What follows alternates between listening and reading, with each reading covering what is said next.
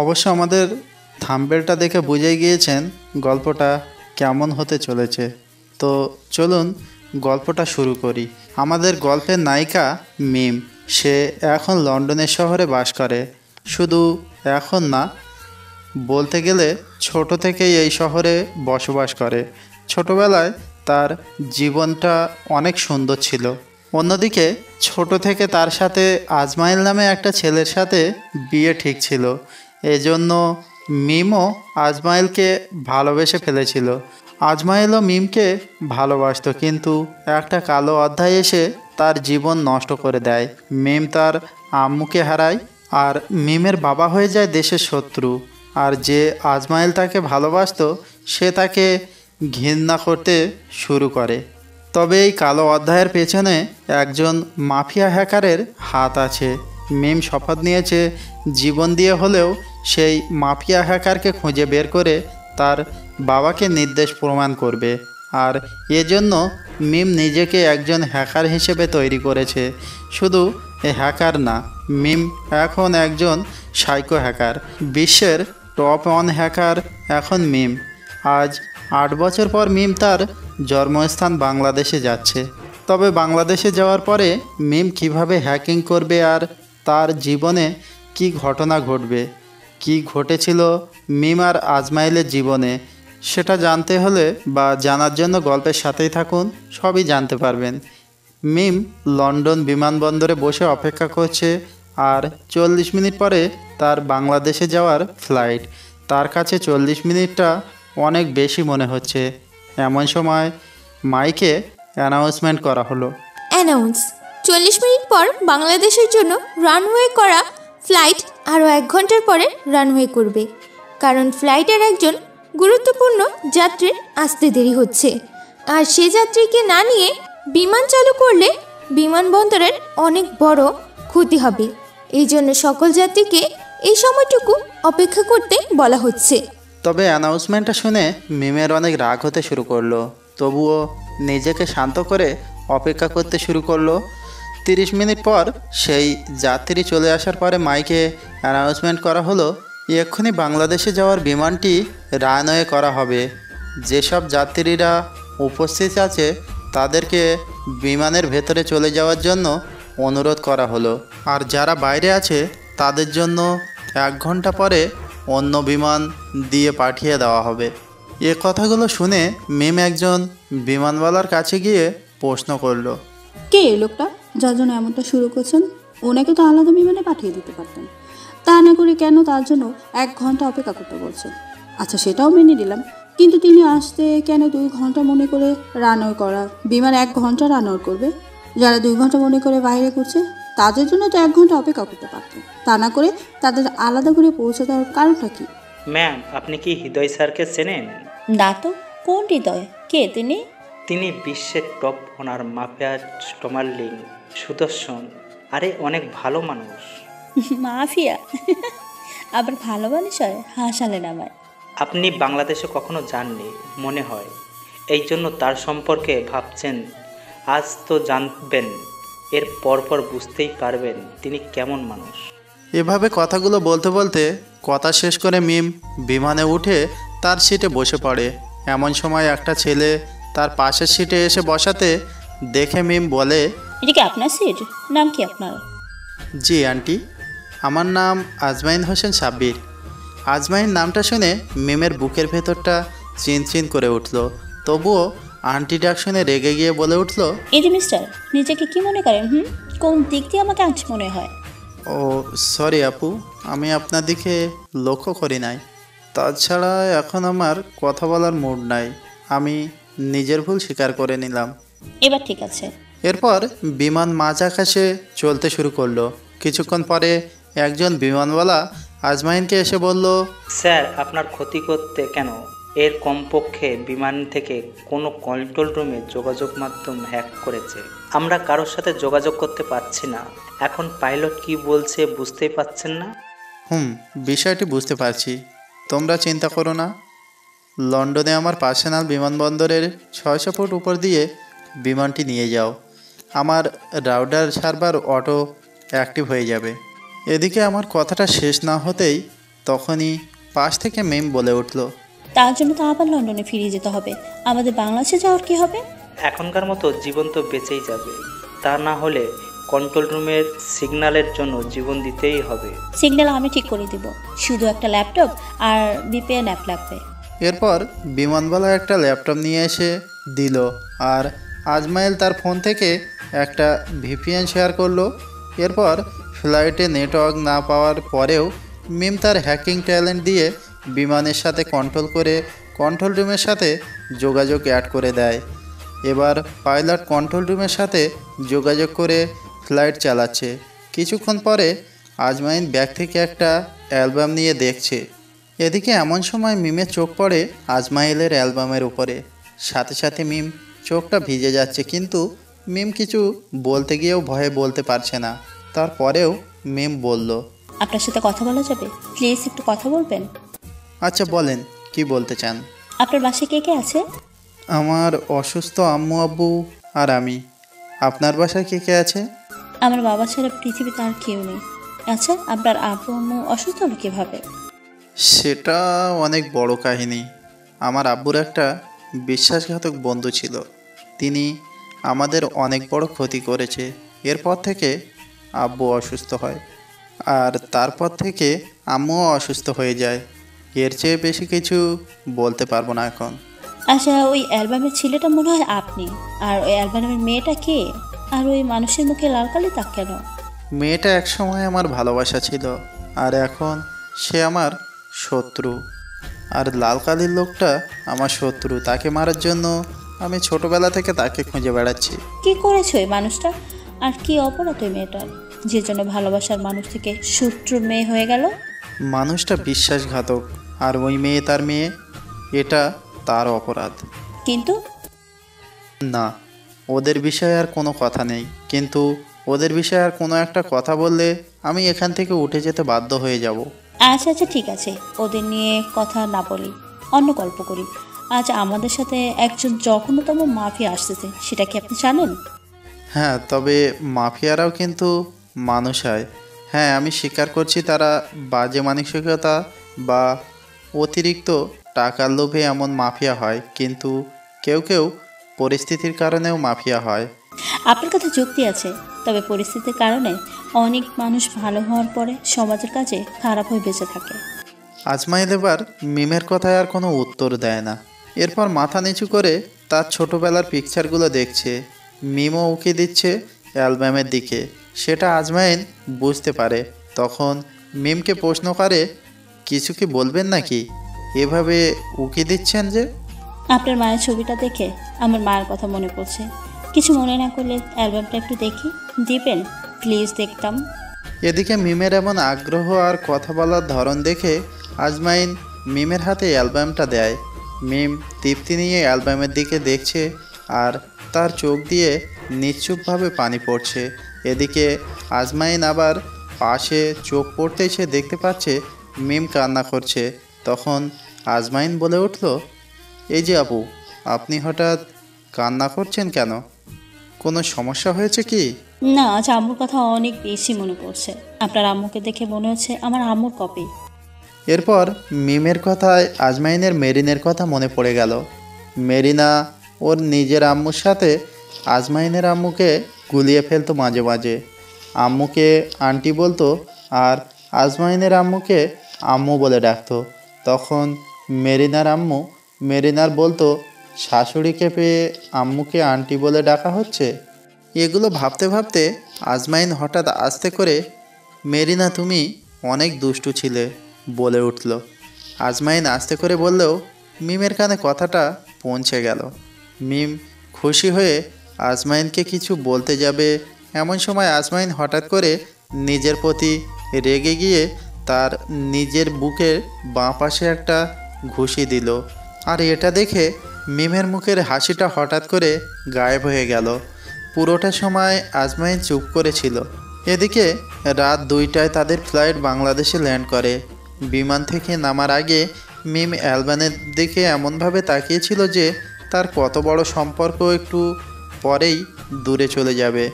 আজমাইন বুঝতে পেরে মিমকে অ্যালবামটা দিয়ে দেয়। আজমাইন ভাবে হয়তো তার ফ্যামিলি পিকচারগুলো দেখে মিম তার মা হারানোর কষ্টটা একটু ভুলে থাকতে পারবে। তাহলে থাক না একটা অ্যালবাম তার কাছে। আর তাছাড়া আমার কাছে এই অ্যালবামের অনেক কপি আছে। এবার আজমাইন প্লেন থেকে নামে, মিমও আজমাইনের পেছন পেছনে নেমে যায়। এরপর মিম দেখতে পায় প্লেনের চারদিকে অনেক গাড়ি আর অনেক মানুষ হাতে অনেক পাওয়ারফুল রাইফেল নিয়ে দাঁড়িয়ে আছে। আজমাইন তাদের একটা গাড়িতে উঠতেই গাড়িগুলো প্লেনের কাছ থেকে বিমানবন্দরের দিকে যাচ্ছে। এতক্ষণ মিম অবাক হয়ে তাকিয়েছিল। এরপর মিমের হুঁশ হলো, সে দৌড়ে গিয়ে একটা গাড়িতে উঠে গেল। গাড়িটি এসে ইমিগ্রেশনের সামনে এসে থামলে কর্মকর্তারা তাকে স্বাগতম জানিয়ে যাওয়ার রাস্তা ফাঁকা করে দিচ্ছে। তখন মিম ভাবছে, বাহ, বাংলাদেশ ইমিগ্রেশন সংক্রান্ত সমস্যা নেই। যদি আগে জানতাম তাহলে তো কয়েকটি ফোন আর ল্যাপটপ আনতে পারতাম। মিমের সব ভাবনা শেষ হয়ে গেল যখন সে বুঝতে পারলো তাকে দুইটি মেয়ে আলাদা রুমে নিয়ে গিয়ে চেক করতে শুরু করলো। মিম তখন দুষ্টুমি করে তাদেরকে প্রশ্ন করলো, এখানে তো সবাইকেই ইমিগ্রেশন করা হলো, কিন্তু একটা ছেলেকে ইমিগ্রেশন করা হলো না কেন? ছেড়ে দিল কেন? লোকটা কি আপনাদের কারো জামাই হয় নাকি? এরপর মিমের কথা শুনে সেখানে থাকা দুটি মেয়ে মুচকি হাসছে। এটা দেখে মিমের রাগ উঠে যায়, কিন্তু নিরাপত্তা কর্মীদের গায়ে হাত তুললে সমস্যা হবে এজন্য চুপ করে থাকে। ইমিগ্রেশনের শেষ হলে মিম লাগেজ নিয়ে বাইরে বের হয়ে দেখে আজমাইন গাড়ি উঠতেছে। তখন মিম দৌড়ে এসে আজমাইনের গাড়ির সামনে এসে বলে, আমাকে একটু আমার ফ্ল্যাটে পৌঁছে দিবেন? আসলে বুঝতেই পারছেন গভীর রাত, আমি একা একটি মেয়ে হওয়ার জন্য এত রাতে তেমন বিশ্বাসযোগ্য গাড়ি পাচ্ছি না। এদিকে আজমাইন বিষয়টা বুঝতে পেরে মিমকে তাদের একটা গাড়িতে উঠতে বলে, কিন্তু মিম আজমাইনের গাড়িতে উঠে যায় আর আজমাইনের পাশে বসে যায়। আজমাইন যদিও কিছুটা অবাক হয়, তবুও মিমকে কিছু বলল না। এরপর আজমাইন ফোনে কাউকে একটা SMS করে।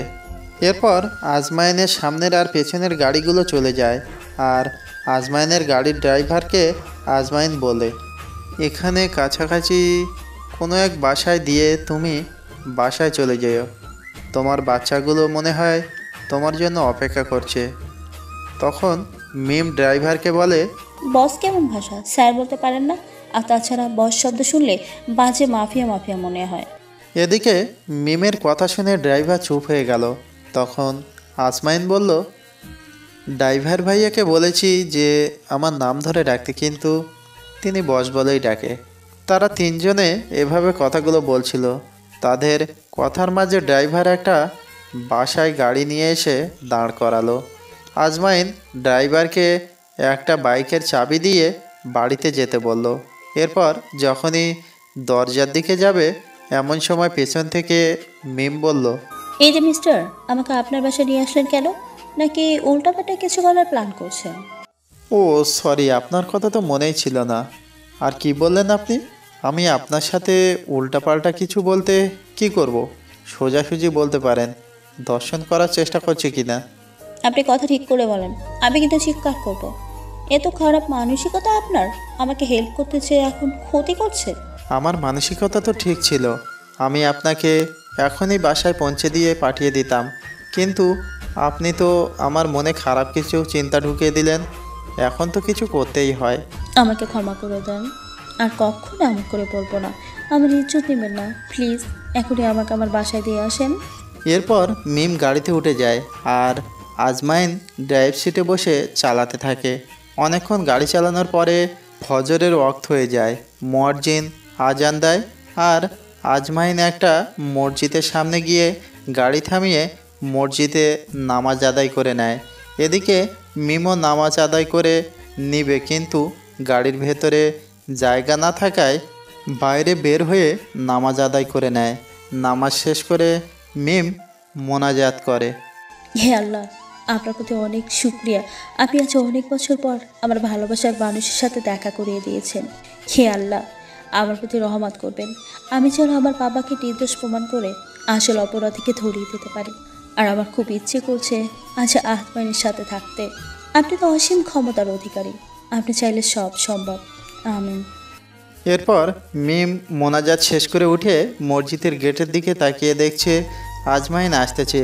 এজন্য মিম তাড়াতাড়ি করে গাড়িতে উঠে যাবে, এমন সময় দেখে তার জুতা নাই। যেহেতু সময়টা ফজরের ওয়াক্ত, তাই চারদিকে অন্ধকার ছিল। আর মিম নামাজ আদায়ের আগে অজু করার সময় টিউবওয়েলে কাছাকাছি জুতো জোড়া রেখেছিল।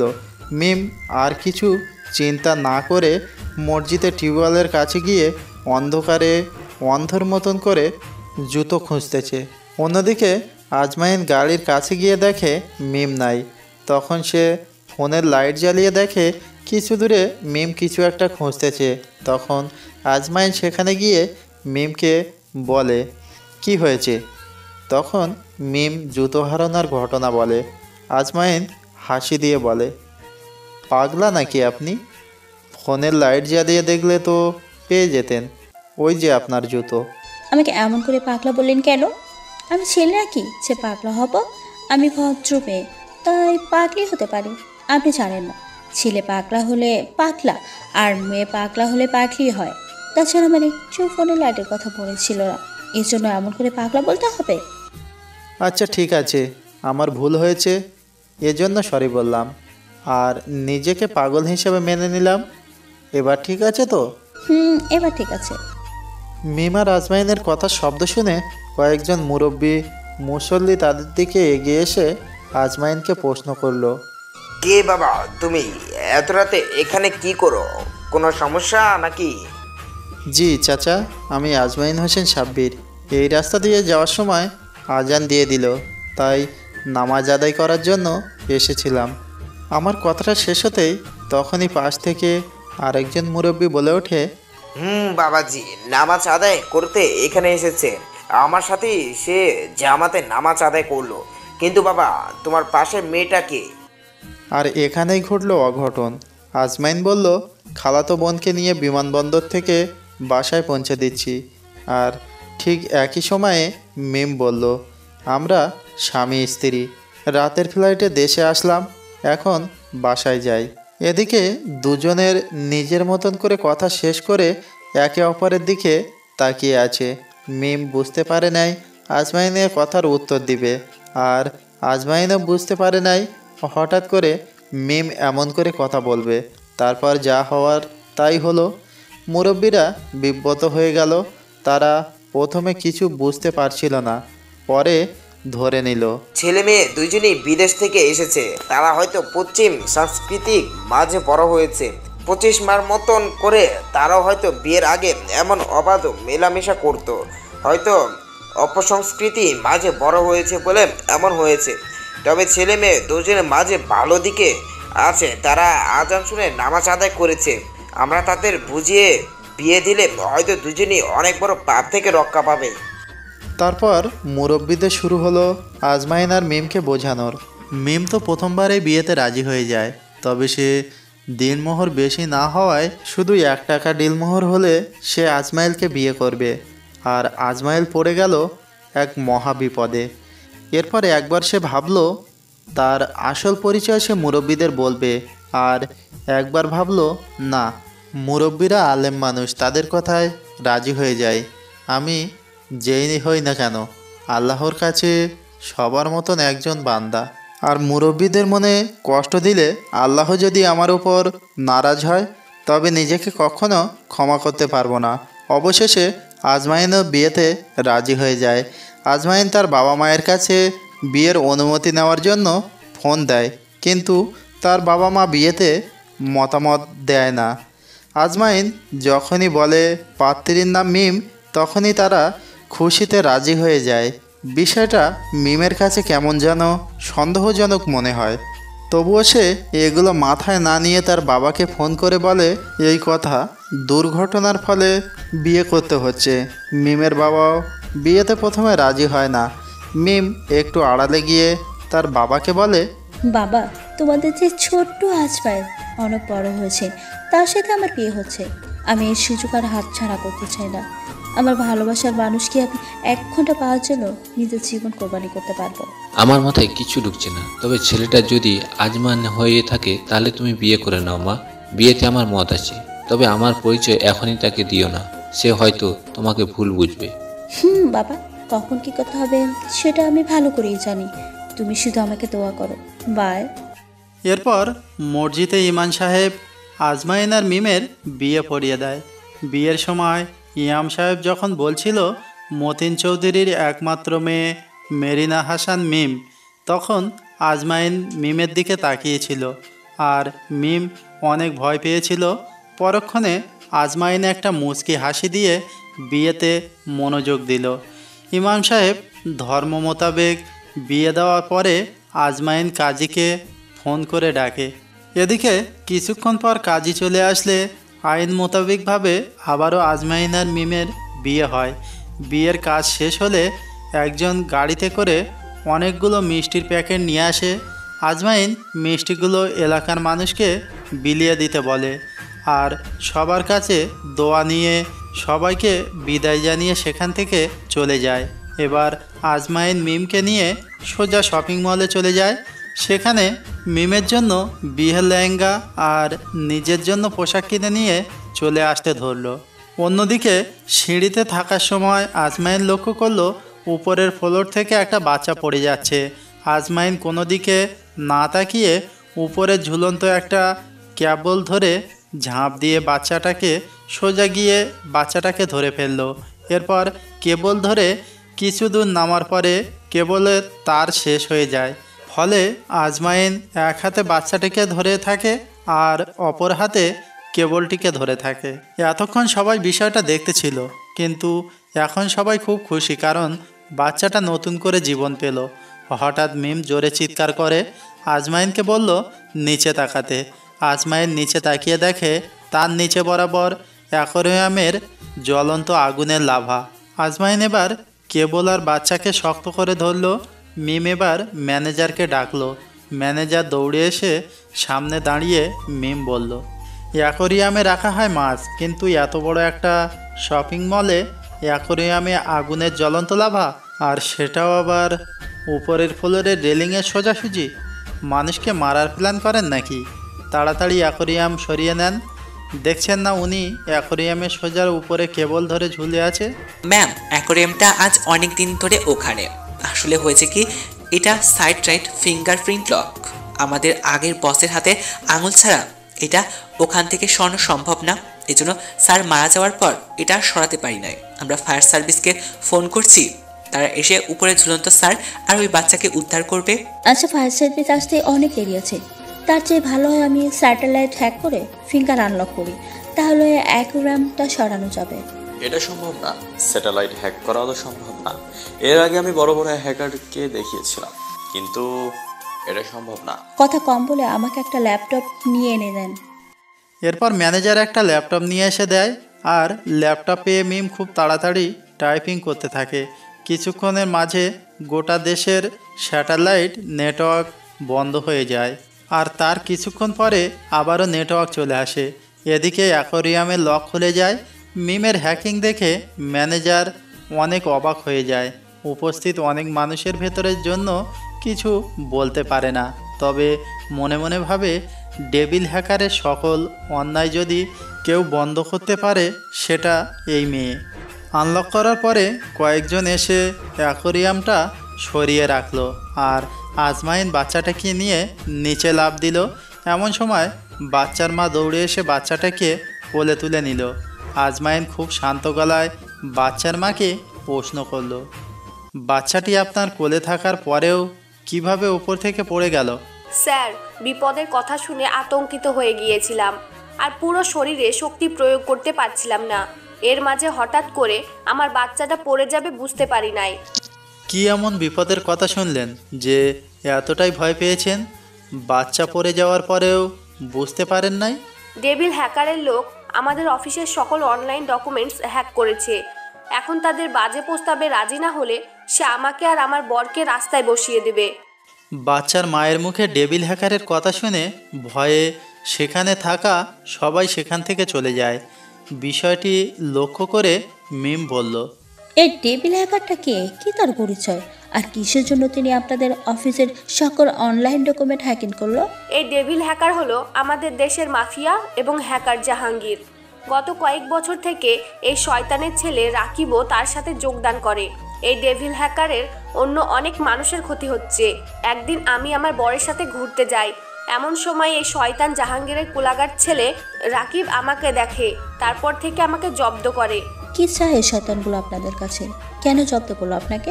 আমার বলাতেও লজ্জা লাগছে কথাটা বলতে, তবুও কথাটা বলছি। রাকিব আমাকে আর আমার বরকে বলেছে আমাকে রাকিবের সাথে সহবাস করতে হবে, আর আমি যদি রাকিবের সাথে শারীরিক সম্পর্কে না জড়াই তাহলে ডেভিল হ্যাকারের গ্রুপ থেকে আমাদের অফিসের ডকুমেন্ট হ্যাক করে আমাদের ক্ষতি করবে। আর একটু আগে আমার বর বলল আমাদের অফিসের সব ডকুমেন্টস ডেভিল হ্যাকার হ্যাক করেছে।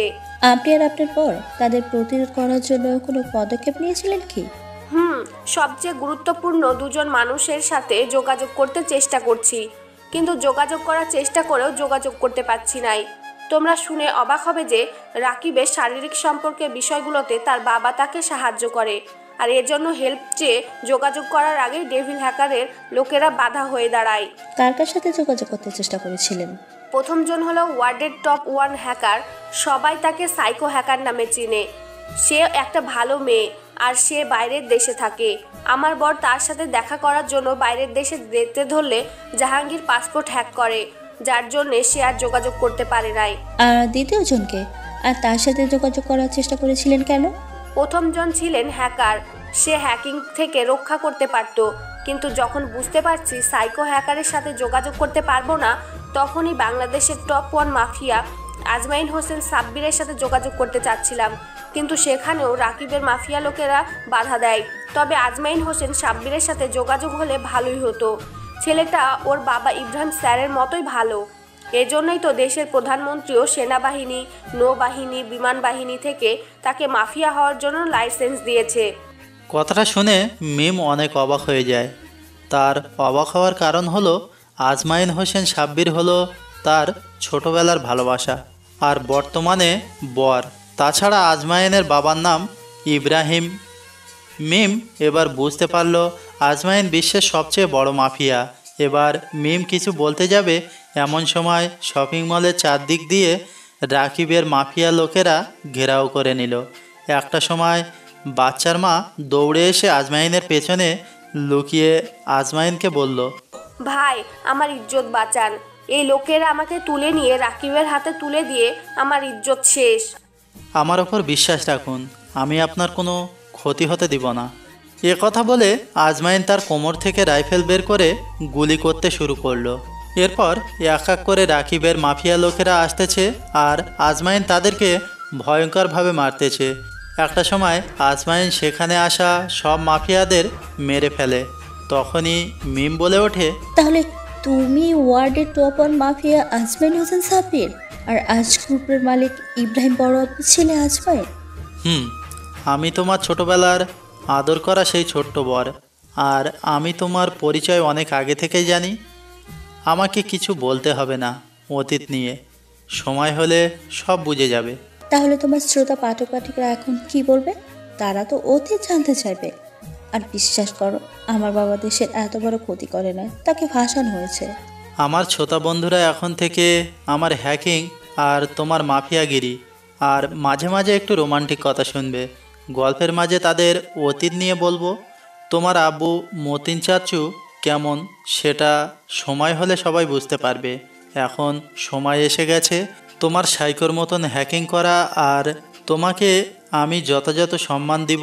তাহলে শুরু হ্যাকিং।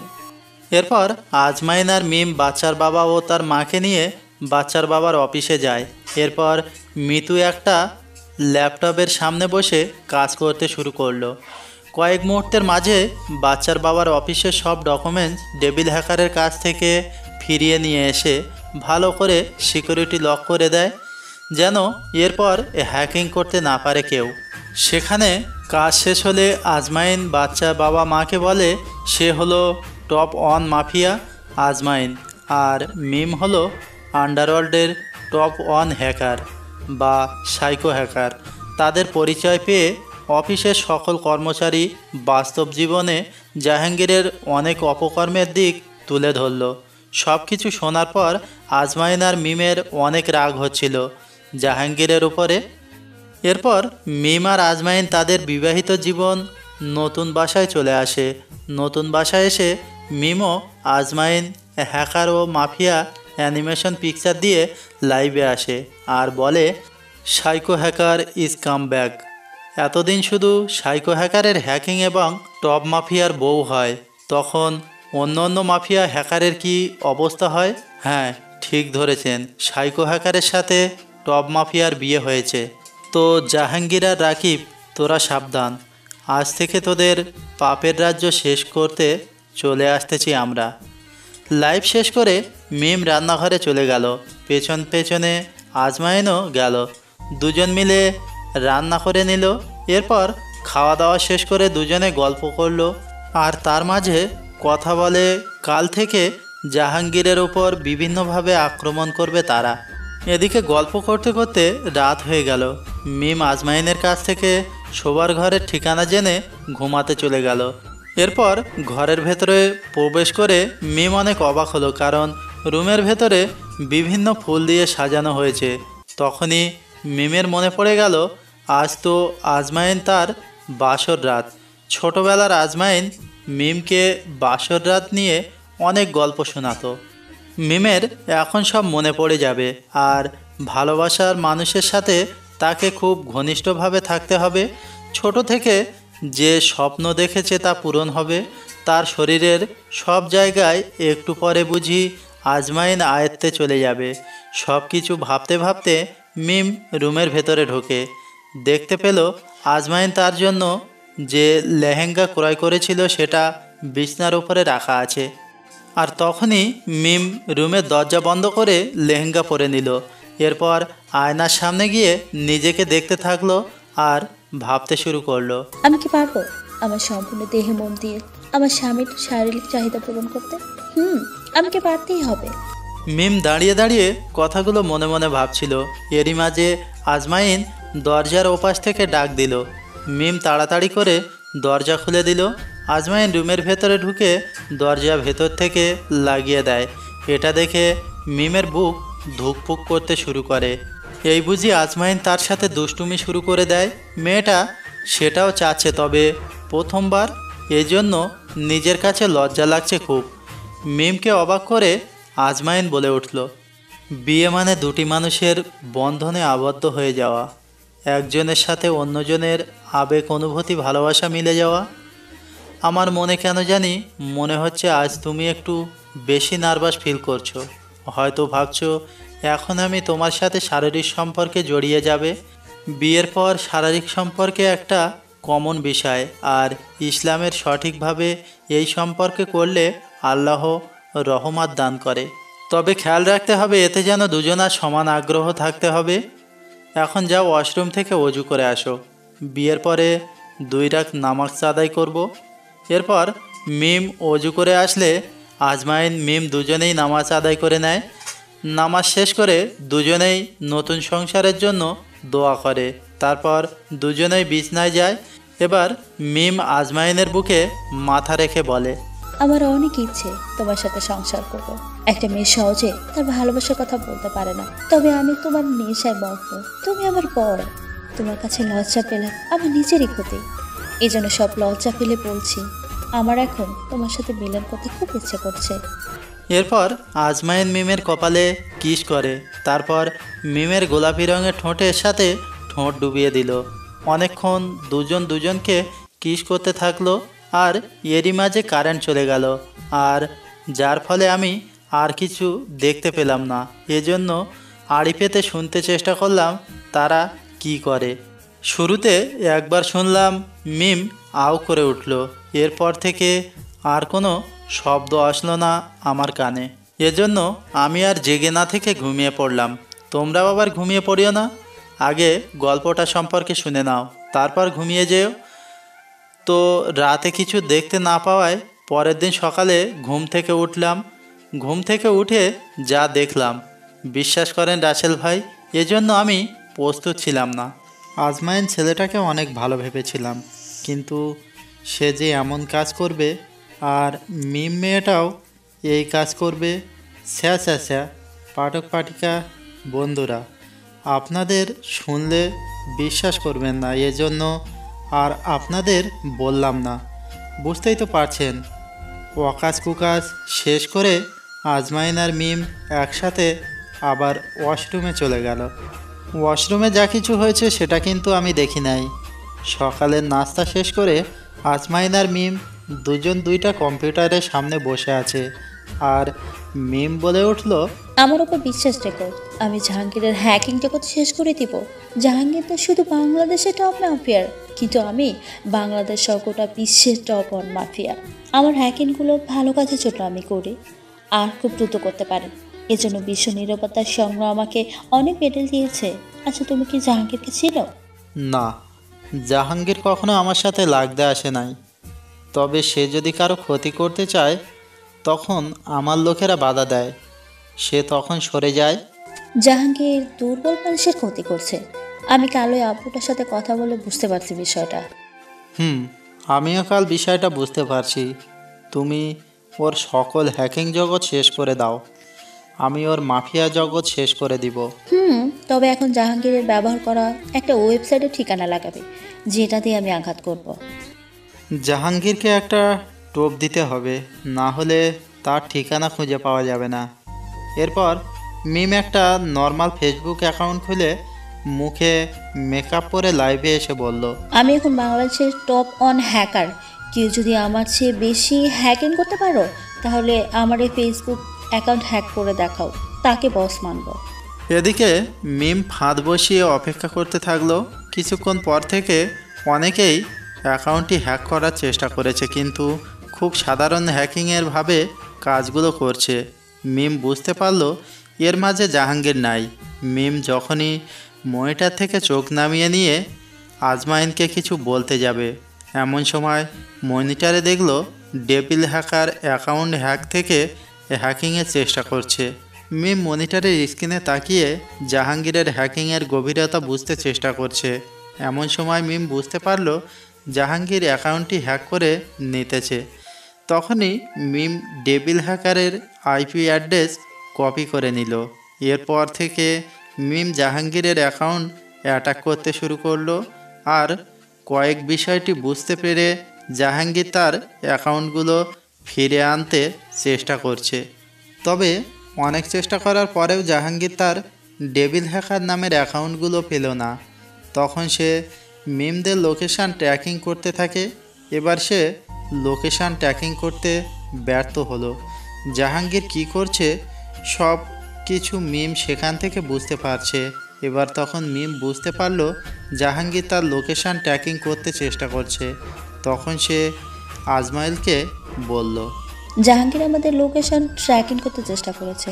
আমি পাওয়ারফুল ভিপিএন ব্যবহার করছি, এজন্য আমাদের লোকেশন খুঁজে পাচ্ছে না। আর আমি ভিপিএন অফ না করলে কখনোই খুঁজে পাবে না। জাহাঙ্গীরের হ্যাকিং অ্যাকাউন্টগুলো শেষ করে তাকে এভাবে ছেড়ে দেওয়া যাবে না, তাকে একেবারে শেষ করে দিতে হবে। আমি তোমাকে একটা লোকেশান দিই, তুমি সেটা ভিপিএনে এনে সেট করে দাও, আর জাহাঙ্গীর সেটা লোকেশান গেলেই তার জীবনে শেষ করে দিব। আমি ওর মতন নষ্ট মাফিয়া হ্যাকারকে বাঁচিয়ে রাখলে দেশের ক্ষতি। এরপর আজমাইনদের কথা মতন মিম ভিপিএনে এনে আজমাইনদের দেওয়া লোকেশানটা সেট করে দেয়। এদিকে লোকেশান পেয়ে ডেভিল হ্যাকার মানে জাহাঙ্গীর সেখান থেকে তার লোকজনকে যেতে বলে। লোকটি উঠে গিয়ে কয়েকজন মাফিয়াকে নিয়ে লোকেশানে চলে যেতে থাকলো। অপরদিকে আজমাইন নিজেই পছন্দের হাতিয়ারও রাইফেল নিয়ে বেরিয়ে যাবে।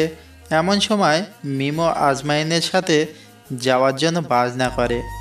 আজমাইন মিমকে অনেক বোঝায়, কিন্তু মিম আজমাইনকে বলে তার সাথে যাবেই। এদিকে আজমাইন কোনো উপায় না পেয়ে আজমাইন মিমকে সাথে নিয়ে চলে যায়। আর যেহেতু মিম সাথে যাবে, এজন্য আজমাইন নিরাপত্তার জন্য তার কিছু লোকদের নিয়ে লোকেশানের জায়গায় চলে যায়। আজমাইন সেখানে গিয়ে তার লোকেদের নিজে নিজে পজিশান নিয়ে থাকতে বলে। সবাই পজিশন নেওয়ায় কিছুক্ষণ পরে ডেভিল হ্যাকারের লোকজন চলে আসে। সব লোক চলে আসার পরে আজমাইন ইশারায় তার লোকগুলো অ্যাটাক করতে বলে। হঠাৎ করে ডেভিল হ্যাকারের লোকেরা কিছুই করতে পারে না, যার ফলে আজমাইনদের লোকেদের হাতে মরতে হয় তাদের। তবে ডেভিল হ্যাকারের সেখানে থাকা প্রধান লোককে আজমাইন জীবিত ধরে নিয়ে যাওয়ার সময় চোখ বাঁধা ছিল, আর আজমাইন লোকটাকে তার গোপন আস্তানায় নিয়ে যায়। আস্তানায় নিয়ে আসার পর তাদের বেঁধে ফেলে। পরে আজমাইনের লোকেরা চলে আসে আর হাতে করে কয়েকটা কাটা তার আর একটা হাতুড়ি নিয়ে আসে। আজমাইন লোকটিকে প্রশ্ন করে, লোকটা তখন কোনো উত্তর দেয় না। এবার আজমাইন হাতের তার কাটা একটা হাতে নিয়ে লোকটির পায়ে ডানে হাতুড়ি দিয়ে আঘাত করতে থাকে। কাঠ মিস্ত্রি যেমন করে কাঠে তার কাটা বা পেরে কাটকায়, ঠিক তেমনভাবে। এবার লোকটা ব্যথা সহ্য করতে না পেরে বলে ওঠে, আমার পায়ে আর পেরেক মারিস না, আমি সব বলবো। এই তো চান্দু এতক্ষণে লাইনে এসেছে, দাঁড়া তোর ব্যবস্থা করছি। এই বলে আজমাইন লোকটির পায়ে তার কাঁটাটা তুলে ব্যান্ডেজ করে দেয়। এরপর নিজের মুখে মাস্ক পরে নিয়ে লোকটির সামনে একটা ক্যামেরা সেট আপ করে দিয়ে বলতে শুরু করে, তাহলে আপনি সেই আমাদের দেশের মাফিয়া হ্যাকার বা জাহাঙ্গীর বা ডেভিল হ্যাকার? না বস, জাহাঙ্গীর হলো ডেভিল হ্যাকার আর আমি তার একজন লোক মাত্র। তাহলে এই জাহাঙ্গীরটা কে, কী তার পরিচয়? শুরু থেকে সব বল। মতিন চৌধুরী আর ইমরান হাসানের পরিচয় জানিস? মাফিয়ার মুখে মতিন চৌধুরী আর ইমরান হাসানের কথা শুনে আমজাদ অনেকটাই অবাক হয়ে যায় আর তারপর বলে, এখানে মতিন চৌধুরী আর ইব্রাহিম হাসানের কথা কোথা থেকে আসলো? মতিন চৌধুরী আর ইব্রাহিম হাসানের সাথে জাহাঙ্গীরের পরিচয় কি? আমি শুধু জাহাঙ্গীরের পরিচয় জানতে চাইছি, সত্যি করে সব বলেন, না হলে এখানেই আপনাকে শেষ করে দিব। যাকে শেষ করার তাকে শেষ করে দেখান, সেটা তো পারবেন না, এই জন্য আমার উপর এমন আচরণ করছেন। তাছাড়া মতিন চৌধুরী আর ইব্রাহিম হাসানের সাথে জাহাঙ্গীরের কোনো আগে মিল আছে? আমার জানা মতে মতিন চৌধুরী আর ইব্রাহিম হাসান একসময় বন্ধু ছিল, এখন দুজনের শত্রু। আর আপনি তো মাফিয়ার লোক, এজন্য তাদের তিনজনকে একসাথে গুলিয়ে ফেলেছেন, তাই তো? আমি মাফিয়ার লোক হলো এখন আপনার কাছে বন্দী হয়েছি। এখন যদি মিথ্যা বলি তাহলে আপনি আমাকে মেরে ফেলবেন, আর যদি সত্যি বলি তাহলে জাহাঙ্গীর আমাকে মেরে ফেলবেন। এই জন্য মরার আগে সত্য বলে মরতে চাই। কিন্তু আপনি আমাকে বলুন তো, মতিন চৌধুরী কোন দেশে সবার কাছে আজও অপরাধী, আর ইব্রাহিম হাসান কেন তার স্বপ্ন পূরণ করতে না পেরে মানসিক অশান্তি অসুস্থ হয়ে আছেন? আপনার কথা শুনে বুঝতে পারবো আপনি কতটা জানেন তাদের সম্পর্কে আর কতটা আমি আপনাকে বলবো। এদিকে মাফিয়া লোকের কথা শুনে আজমাইন বুঝতে পারলো এই লোক তার ছোটবেলার কঠিন ধাঁধার উত্তর দিতে পারবে। এজন্য আজমাইন দেশের আর সবাই যেটা জানে সেটা বলতে শুরু করলো। সময়টা এখন থেকে প্রায় 11 থেকে 12 বছর আগের ঘটনা। তখন আমি হাই স্কুলে পড়ি। নিউজে দেখতাম দেশের টপ 1 বিজনেসম্যান ইব্রাহিম হাসান দেশ থেকে বেকারত্ব সমস্যা দূর করতে প্রত্যেক জেলায় এবং উপজেলায় এলাকাভেদ ভিন্নে কলকারখানা তৈরি করবেন। মোট 350টা বড় শাখা তৈরি করবেন। আরও শুনেছি গরিবদের জন্য সব কলকারখানার পাশে বিশাল আকারে একটি ফ্ল্যাট তৈরি করবেন, কর্মচারীদের নামে লিখে দিবেন, সবাই সেখানে থেকে কাজ করবে। দেশে মাঝে শিক্ষিত বৃদ্ধি করার জন্য স্কুল কলেজ মাদ্রাসা তৈরি করবেন শুনেছি। গরিব মানুষ সেখানে বিনামূল্যে পড়বে। তাই এই সকল প্রকল্পগুলো নিয়ে সারা দেশের মানুষ অনেক সন্ন জেগে ওঠে। প্রকল্পগুলো তাড়াতাড়ি শেষ করার জন্য ইব্রাহিম হাসান তার বন্ধু মতিন চৌধুরী আর লিটনের সাথে নিয়ে কাজ শুরু করেন। তখন সব ঠিক চলছিল, সব প্রকল্পের জায়গায় প্ল্যান সব সঠিকই ছিল। কিন্তু তার 2 থেকে 3 বছর পর সমস্যা শুরু। আজ থেকে প্রায় 8 বছর আগে হঠাৎ একদিন শুনতে পারি মতিন চৌধুরীর প্রকল্পের টাকা আত্মসাৎ করার জন্য তার স্ত্রী ও লিটনকে গুলি করে মেরে ফেলে। তারপর ইব্রাহিম হাসানের প্রকল্পের সব টাকা আত্মসাৎ করে মতিন চৌধুরী। তার মেয়ে মারিয়াকে নিয়ে পালিয়ে যায়। সবাই যেটা জানে সেটা ভুল। সঠিক হলো মতিন চৌধুরী নিরপরাধ। মতিন চৌধুরীকে ফাঁসানো হয়েছে। কে বলেছে মতিন চৌধুরী নিরাপদ? আর তিনি যদি নিরাপদ হবেন তাহলে কেন গরিবের হক মেরে দিয়ে তার নিজের স্ত্রী আর লিটনকে গুলি করে টাকাগুলো নিয়ে পালিয়ে গেল? আর আপনি কেমন করে বলতে পারেন মতিন চৌধুরী নিরপরাধ? আমি সব কিছু জানি, কারণ আমি একসময় ইব্রাহিম স্যারের ড্রাইভার ছিলাম। এরপর স্যার আমাকে প্রকল্পের ম্যানেজার করেছিল। তারপর আমি ঘটনার সময় ঘটনার কাছেই ছিলাম। এখন আপনাদের মনে প্রশ্ন আসতে পারে, ঘটনা তো আজ থেকে 8 বছর আগের, তাহলে আজমানকে মিম আর ড্রাইভার কেন চিনতে পারলো না প্রথম দেখায়? আবার আজমান কেন মিম আর ড্রাইভারকে চিনতে পারলো না? এখন আমি আপনাদের সেটার কারণ বলি। আজমান সব সত্যি ঘটনা আগে থেকে জানে, আর সে কিছু না জানার অভিনয় করে চলছে। তাছাড়া আজমান সবাইকে চিনতে পারছে। অপরদিকে মিম ফ্ল্যাটে আজমানকে দেখেই অনেক অংশে চিনতে পেরেছিল, পরে অ্যালবাম দেখে 100% শিওর হয়ে যায়। এজন্য এক কথায় বিয়েতে রাজি হয়ে যায়। কিন্তু ড্রাইভার আজমানকে চিনতে পারে না, কারণ আজমান ছোট থেকে বাইরে যাওয়ার সময় বিভিন্ন ধরনের মুখোশ বা মাস্ক পরিচিত। এবার ক্লিয়ার তো? কি মাথা ভেজাল আছে? অনেক তো কথা হলো, চলুন গল্পে ফিরে যাই। মাফিয়া লোক বা ড্রাইভার যাই বলি না কেন, তার কথা শুনে পরে আজমাইন আবার বলল, আসল ঘটনাগুলো কি আপনি সব বলেন। যদি আপনি সব সত্যি বলতে পারেন তাহলে আমি আপনাকে মুক্ত করে দিব, আর জাহাঙ্গীর যেন আপনার কোনো ক্ষতি করতে না পারে সেই ব্যবস্থা করে দিব। আমাকে মুক্ত করতে হবে না, আমি হয়তো আর বেশি দিন বাঁচব না।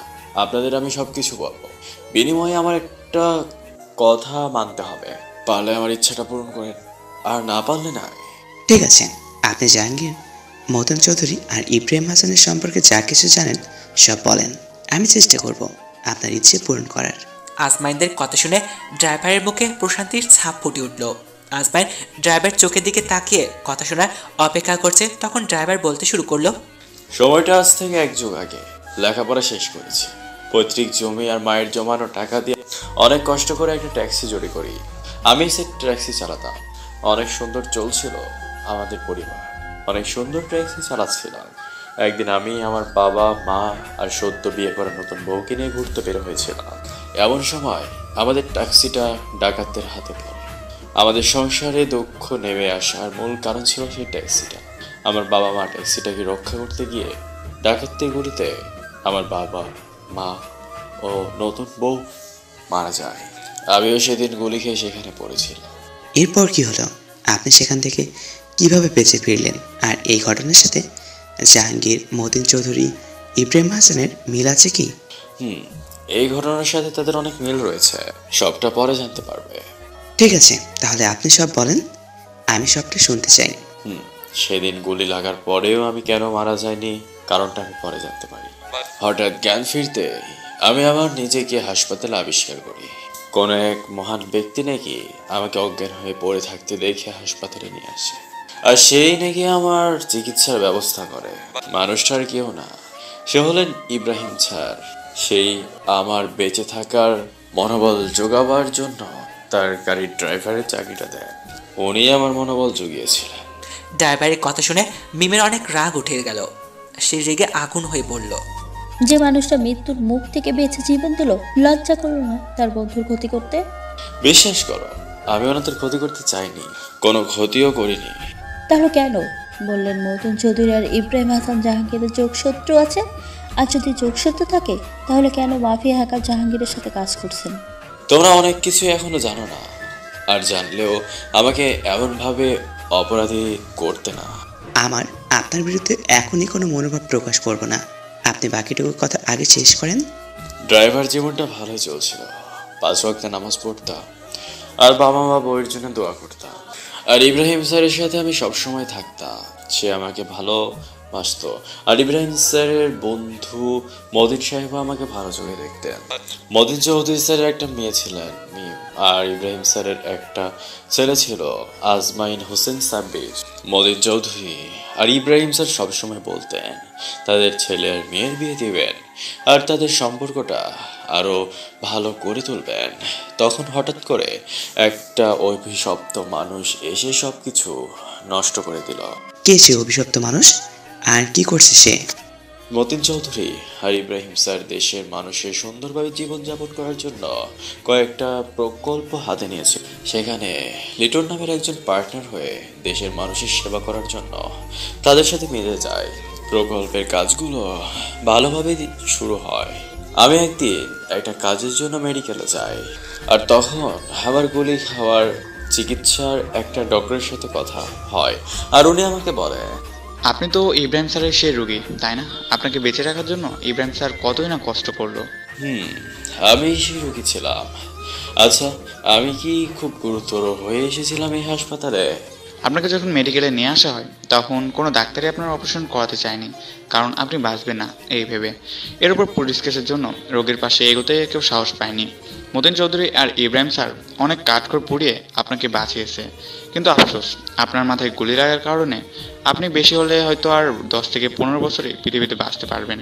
মতিন স্যার আর ইব্রাহিম স্যারের এমনটা দেখে আমার খুব ভালো লাগলো, আর খুব খারাপও লাগছে, কারণ আমি ওনাদের সাথে আরো 15 বছরের মতো থাকতে পারবো না।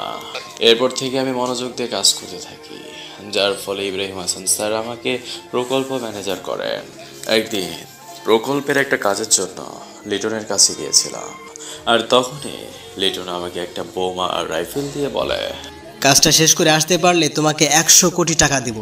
এর মাঝে অন্য কোনো কন্ট্রাক্ট কিলার যদি কাজটা শেষ করে তাহলে তোমাকে 1 পয়সাও দেব না। হঠাৎ করে লিটনের এমন কথা শুনে আমি হতভম্ব হয়ে যাই, আর তখনই লিটনের একটা ফোন আসে, আর তখন লিটন সেখান থেকে চলে যায়। একটু পর একজন এসে আমাকে লিটন ভেবে বলে, আমি সেই কন্ট্রাক্ট কিলার, আমার কথা মতন 100 কোটি টাকা রেডি রাখেন, আর এখন বোমাগানগুলো আমাকে দিন। আমি ইব্রাহিম আর মতিন চৌধুরী পরিবারকে শেষ করে টাকাগুলো নিয়ে যাব। এই কথা শুনে আমার আর বুঝতে বাকি রইল না, লিটন ইব্রাহিম স্যার আর মতিন স্যারকে মারার জন্য কন্ট্রাক্ট কিলার ভেবেছে। লিটন যেহেতু আমাকে আগে দেখেনি, তাই আমাকে কন্ট্রাক্ট কিলার ভেবে গুলি আর বোমাগুলো দিয়ে গিয়েছে। আমি তখন বুঝতে পারছি এখনই সময় ইব্রাহিম স্যারের ভালোবাসার প্রতিদান দেওয়া। এরপর কি করলেন আপনি, আর লিটন কি করল? এরপর আমি কন্ট্রাক্ট কিলারের সাথে এমন ব্যবহার করি যাতে কন্ট্রাক্ট কিলার আমাকে লিটনই ভাবে। তারপর আমি কন্ট্রাক্ট কিলারের সাথে এক নীরব জায়গায় যাই। তারপর হঠাৎ করে আমি কন্ট্রাক্ট কিলারকে আঘাত করি। আঘাত করতে করতে সে আর ব্যথা সহ্য করতে না পেরে সব বলে দেয়। আমি একজন আন্তর্জাতিক কন্ট্রাক্ট কিলার, টাকার বিনিময়ে দেশে দেশে খুন করে বেড়াই। এখানে লিটন নামে একজন আমাকে 2টা পরিবারকে খুন করার জন্য আসতে বলেছে। ইব্রাহিম পরিবার আর চৌধুরী পরিবারকে শেষ করতে পারলে 100 কোটি টাকা দিত লিটন আমাকে। তাদের মেরে ফেলেই সব লিটন কেন মারার জন্য কন্ট্রাক্ট দিল আপনাকে? এতে লিটনের লাভ বা উদ্দেশ্য কি?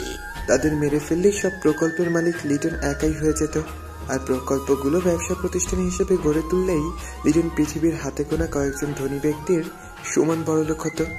সবকিছু শোনার পর আমার রাগ উঠে যায়, আর হাতে থাকা গুলি দিয়ে কন্ট্রাক্ট কিলারকে মেরে দিই। এত বড় সত্য এতদিন আমরা কেউ জানতাম না। এরপর কি হলো?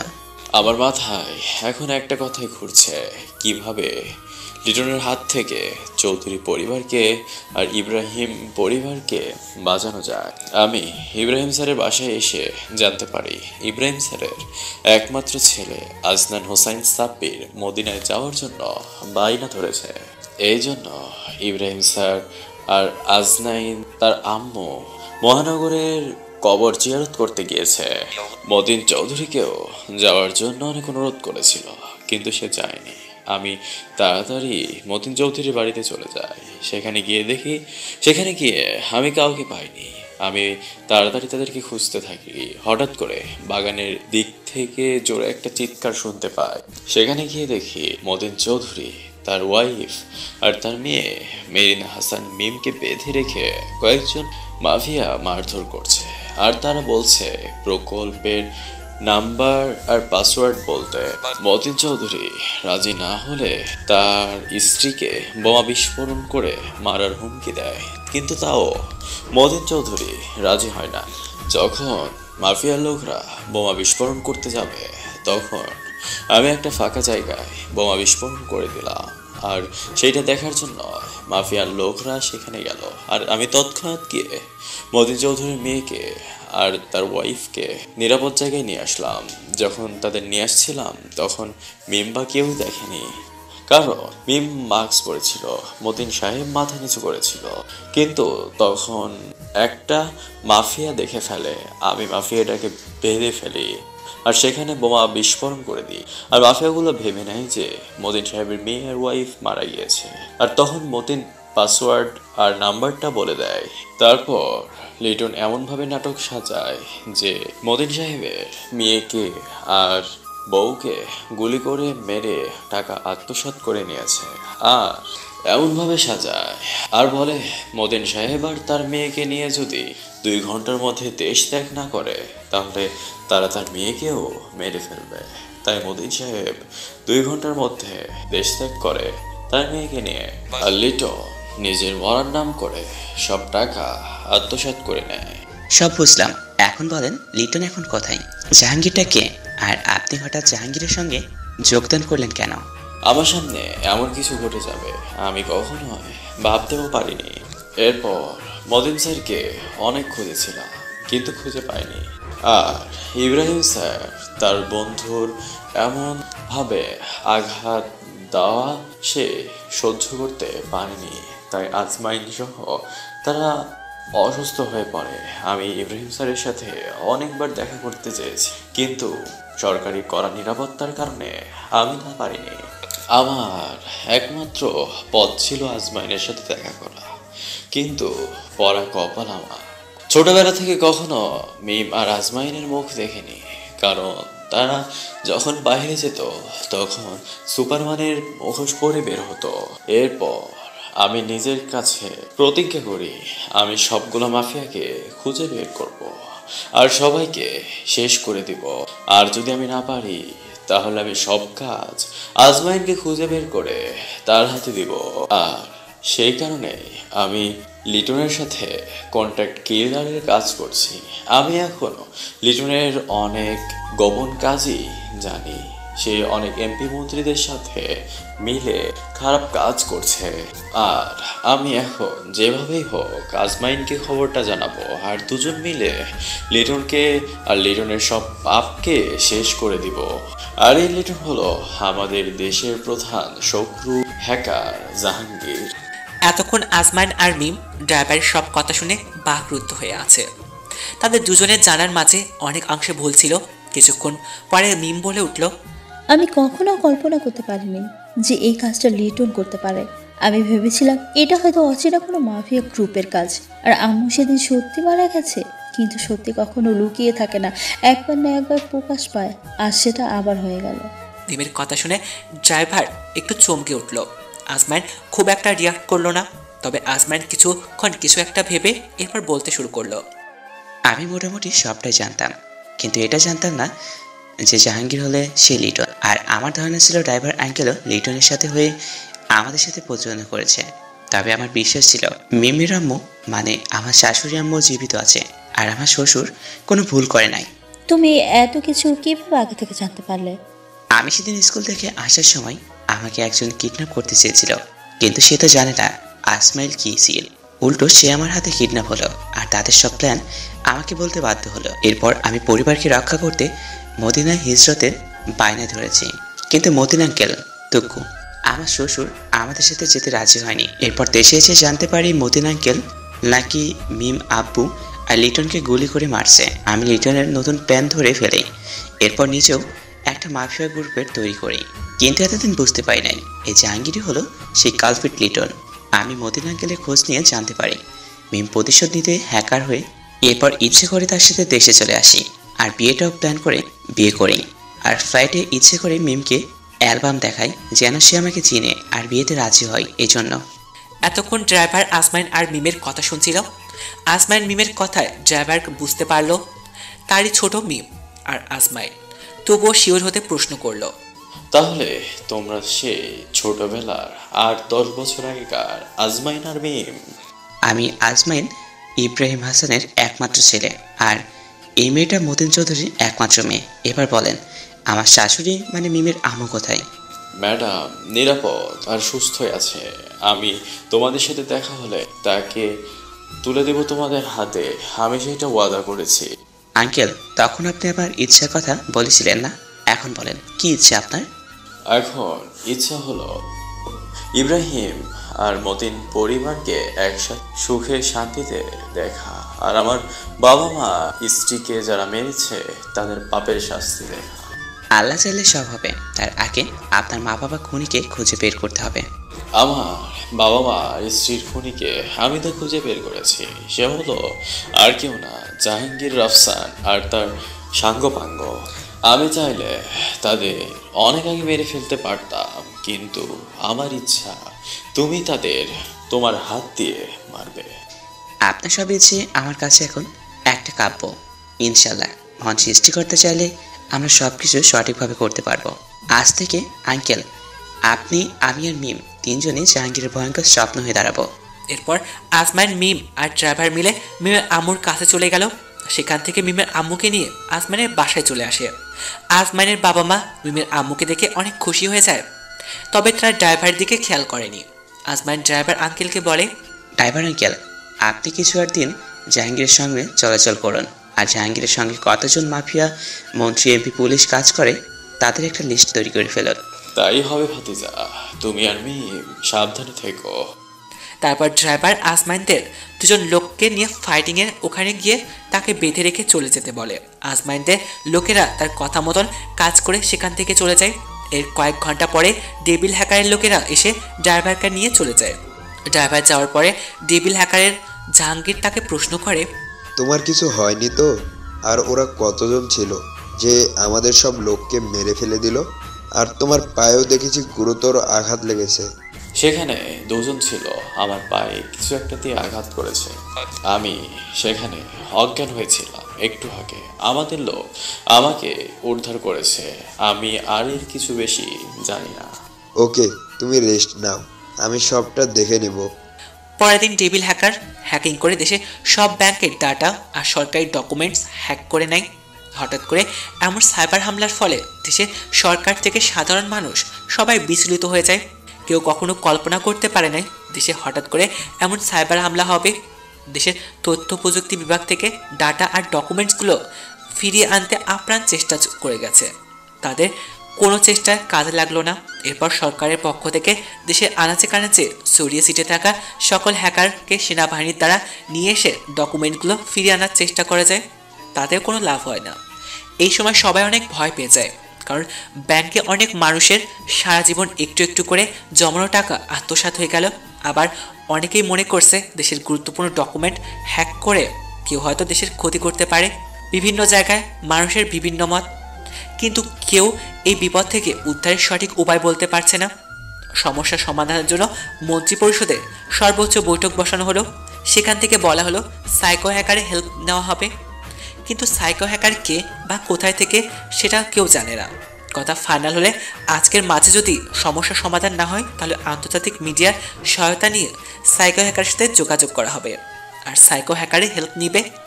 এমন সময় সব মিডিয়ার একটা ভিডিও প্রকাশ করে, আর ভিডিওটা হলো ডেভিল ভিলেন মাস্ক পরে লাইভে এসে বলল, শেষ করে দেব পুরো পৃথিবী যদি না আগামী 24 ঘন্টার মাঝে সাইকো হ্যাকার আর মিমকে আমার হাতে তুলে না দেয় বাংলাদেশ সরকার। নিউজটা দেখে সবাই হতবাক হয়ে গেল। ঠিক এমন সময় প্রধানমন্ত্রী পিয়ের হাতে থাকা একটা ফোনে কল আসলো। ফোনটা আর কেউ দেয়নি, আসমাইন দিয়েছে। ফোনটা তাড়াতাড়ি চাচুর কাছে দেন তো। জি বাবাজি, নাও কথা বলো। কি ভাবছে আসমাইন কাকে চাচু বলছে, আর কাউকে সে প্রধানমন্ত্রীকে চাচু বলছে? কারণ প্রধানমন্ত্রী আসমাইনের আব্বুর ছোট ভাই। যাই হোক, তাদের কথায় ফিরে যায়। চাচু, এখন সময় এসে গেছে সবটা সবার সামনে নিয়ে আসার, অপরাধীকে তার উপযুক্ত শাস্তি দেওয়ার। তুমি কি করতে চাও এখন আজমান বাবা? আমি চাই করি তাতে দেশে মাফিয়া মুক্ত হবে আর দেশে আগের মতো শান্তি বিনোদন ফিরে আসবে। তুমি শুধু আমার হাতে পর্যাপ্ত পরিমাণ ক্ষমতা দাও, আমি যেন দেশের চৌকস বাহিনীকে নিয়ে আমার কাজে সমাপ্ত করতে পারি। তাই হবে। আমি এখন থেকে আগামী 24 ঘন্টার জন্য তোমাকে দেশের প্রধানমন্ত্রী ঘোষণা করলাম। আমার বিশ্বাস তুমি আমাদের জন্য, আমাদের দেশের জন্য ভালো কিছু করতে পারবে। 1 ঘন্টা পরে মিম কম্পিউটার সামনে বসে আছে, আর আসমাইন 24 ঘন্টার জন্য পাওয়ার ক্ষমতা সঠিকভাবে প্রয়োগ করতে সেনাবাহিনীকে সাথে নিয়ে জাহাঙ্গীর আস্তানার দিকে যাচ্ছে। অপরদিকে মিম ডেভিল হ্যাকারের থেকে দেশের সকল গুরুত্বপূর্ণ ডকুমেন্টস, ব্যাংক ডাটাবেস ফিরিয়ে নিয়ে এসে সিকিউরিটি লক করে দিয়ে দেশের সরকারের কাছে ফিরে দেয়। ডেভিল হ্যাকারের লোকেরা অনেক চেষ্টা করেও নিজেদের কাছে ডাটা আর ডকুমেন্ট রাখতে পারল না, উল্টো তাদের হাতের ডকুমেন্টগুলো হারিয়ে ফেলেছে। ডেভিল হ্যাকারের সকল লোকজন অবাক, তাদের হাতে থাকা সকল ডকুমেন্টগুলো কিভাবে হ্যাক হয়ে গেল। তারা তাদের সকল চেষ্টা করে ফেলেছে, তারা এখন কি করবে ভেবে পাচ্ছে না। ঠিক তখনই তাদের কাছে একটা ভিডিও মেল আসে। মেল ওপেন করে দেখলো, হ্যাঁ আমি ওয়ার্ল্ডের নাম্বার 1 হ্যাকার, যাকে তোরা সবাই সাইকো হ্যাকার হিসেবে চিন। কি ভাবতেছিলি কেন তোদের উপর আক্রমণ করছি? চিন্তা করিস না, কিছুক্ষণ পরে সব ধাঁধার উত্তর পেয়ে যাবি। এদিকে এমন মেল শুনে ডেভিল হ্যাকার ও তার সব লোকজন ভয় পেয়ে গেল। ঠিক এমন সময় বাইরে থেকে অনেক গোলাগুলি শব্দ আসতে শুরু করলো। ধীরে ধীরে শব্দটা তীব্র হতে শুরু করলো।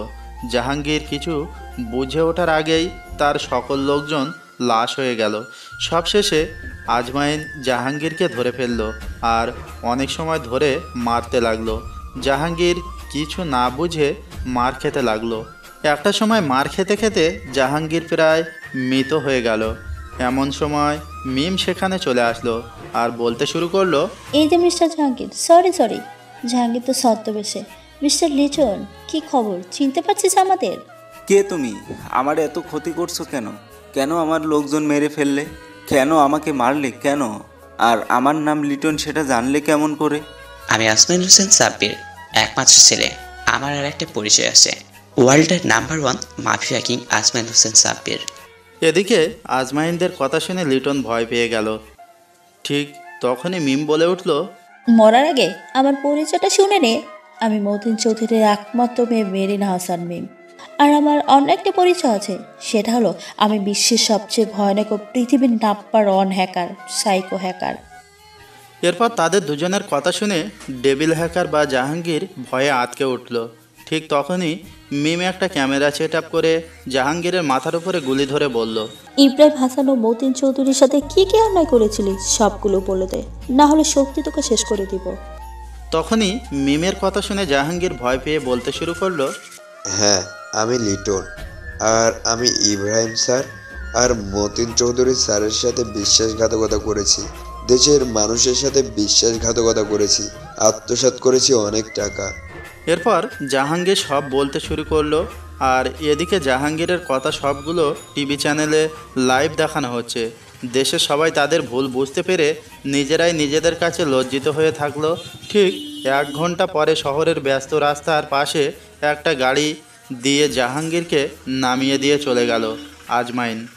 এরপর রাস্তার পাশে জাহাঙ্গীরকে দেখে পাবলিক মনের ক্ষোভে মারতে শুরু করলো। গণপিটুনি খাওয়ার ফলে কিছুক্ষণ পরে জাহাঙ্গীরের মৃত্যু হলো। এই ঘটনার 3 মাস পরে মতিন চৌধুরী দেশে ফিরে আসলো। আর অপরদিকে ইব্রাহিম হাসান ও তার স্ত্রী সুস্থ হয়ে গেছে। দেশের মানুষ এখন তাদেরকে অনেক ভালোবাসে। আজমাইন এখন তার বাবা মা ইব্রাহিম হাসানের ব্যবসা দেখাশোনা করে, সাথে দেশের সিগারেট কমান্ডের নেতৃত্বে দিচ্ছে। আর মিম সিগারেট কমান্ডের একজন হ্যাকারের দায়িত্ব পালন করছে, সাথে আজমাইনদের দুষ্টু মিষ্টি সংসার করছে। 4 বছর পর আজমাইন মেঘলাকে কোলে নিয়ে বসে আছে। ঠিক এমন সময় হঠাৎ করে মিম কোথা থেকে দৌড়ে এসে মেঘলাকে আজমাইনদের কোল থেকে নামিয়ে দিয়ে নিজে আজমাইনের কোলে বসে বলল, এই যে আমার বড় আদর শুধু আমার, তুমি কেন বসেছো তার কোলে? শুধু আমি একাই তার আদর পাবো, বুঝলে? মিমের কথা শেষ না করতেই মেঘলা মিমের কোলে উঠে বসে পড়ল আর বলল, আচ্ছা ঠিক আছে, তুমি আপুর কোলে বসো, আমি তোমার কোলে বসি। ঠিক আছে। তাদের দুজনার কথা শুনে আজমাইন মনে মনে হাসলো। কি বুঝলেন? মেঘলা হলো আজমাইন আর মিমের কিউট বেবি। ভালো থাকুক ভালোবাসার মানুষগুলো, আর পূরণ হোক মানুষের ইচ্ছেগুলো। সমাপ্ত। তো গল্পটা কেমন হয়েছে সবাই কমেন্ট করে জানাবেন। আশা করি ভালো লাগলে গল্পটা সবাই শেয়ার দেবেন আর চ্যানেলটিকে সাবস্ক্রাইব করে চ্যানেলের পাশে থাকবেন। ধন্যবাদ সবাইকে।